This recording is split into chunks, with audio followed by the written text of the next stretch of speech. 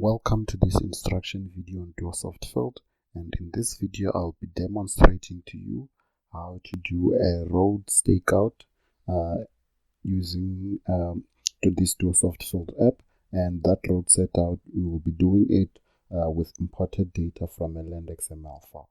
So the Landxml file will be the result of a design from whatever design software you're using.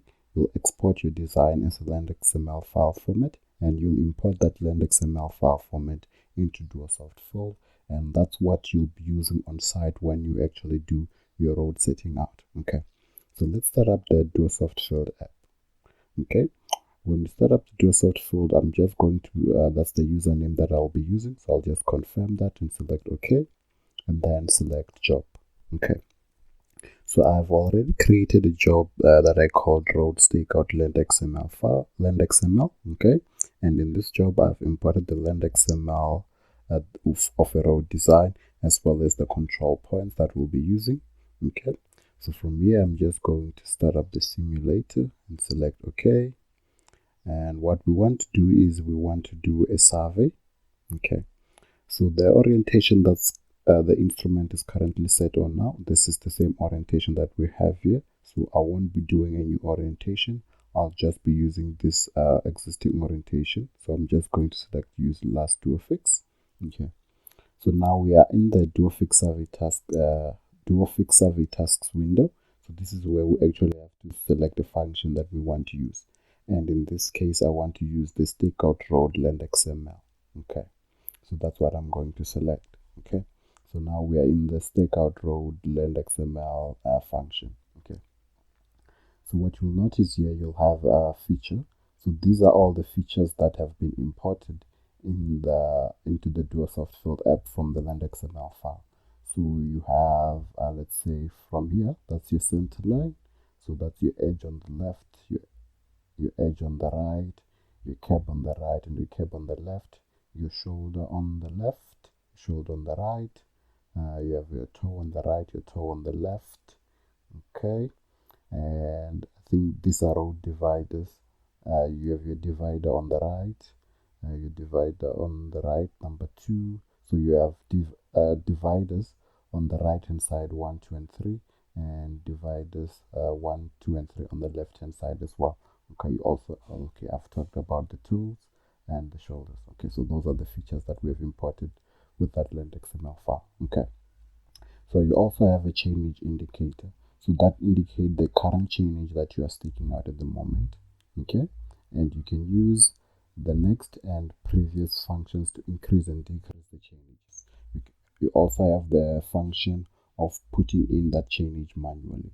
Okay, so what we are going to do now is I'm going to demonstrate how you do the stakeout. So I want to start my stakeout at chainage 4 to 100. Okay, so I'm going to put in 4 to 100. Okay, and you will notice that that hasn't changed, so it's still at chainage 3500 that we were using. So I just have to select a feature. So I want to select a toe on the left. Okay, and then I'll just increase my chainage, then take it back, and I have the correct azimuth and distance that I have to be staking out. Okay, so what I will do now is I'll turn my total station to that horizontal angle and go back a distance of approximately 54 meters back. Okay, from my total station. Okay, so I'll select measure, and I'll get off the horizontal angle, vertical angle that I'm getting from my total station, and in this case it's 338.0650 for my horizontal angle, and for the vertical I have 89 degrees 17 and 20 seconds. Okay, and my slope distance is 54.173, and then when I have that data I'll just select OK. So that will give me what I have measured and what DuoSoft calculated, what it estimated to be. Okay, so this is a horizontal distance, so that's why it looks okay. They're both slope distances. Okay, Yeah, they're both slope distances, so that's the difference between those two. That's you've got 9 millimeter of a difference between the design and the measured. Okay, so that's your distance error, and your bearing error is 0. So you know that, okay, your setting out is fine. Okay, so what I'll do now is, okay, so I've staked out the left hand side, so let's stake out the right hand side. So I'll choose the one on the right.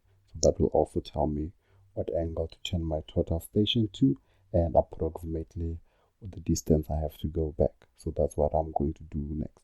Okay, turn the total station to that angle and move back my target to that distance. Okay, so I'm going to select measure. Okay, and let's look and see, okay, what information I'm getting to that target. So I'll get a horizontal angle of 318, 24 minutes and 11 seconds, and a vertical angle of 88 degrees, 48 minutes and 40 seconds. Okay, and a slope distance of 50.075. Okay, then I'm going to select OK, and that will give me the difference between the calculated, which is the design, and the measured. Okay, so right now I have a distance difference of 1.3 centimeters. Okay, so if that's not within my tolerances, I'll move a bit back and then check that reading again and see what that will give me. Okay, so so that now I've showed you how to go about to stick out the toe on the right and on the left. So now if I wanted to go to the next chainage, I'll select next. Okay, so that will tell me what angle to turn to for the next chainage for the toe feature on the right. So that will be that angle and that distance. So if I measure sight and to that target, and okay, get the readings. That will be 318 degrees, 50 52 minutes and 45 seconds. Okay, and a vertical angle of 88 degrees, 18 seconds and 18 minutes and 28 seconds, and a slope distance of 40.087. Okay, then I'll select OK, and that will also give me my difference. So I have a distance error of 1.8 centimeters and a bearing error of 0.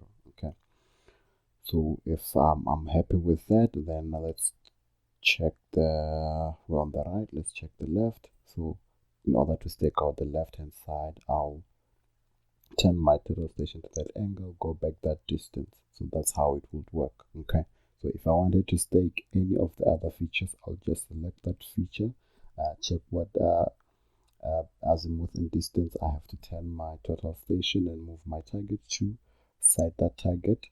Okay, and DuoSoft will give me the difference between the measured, the design and the calculated, and that's if that's within my tolerance, I'll place a peg or pole wherever that target is, and I'll be sure that, okay, the peg or pole that I'm placing in there is within the required tolerance for the design.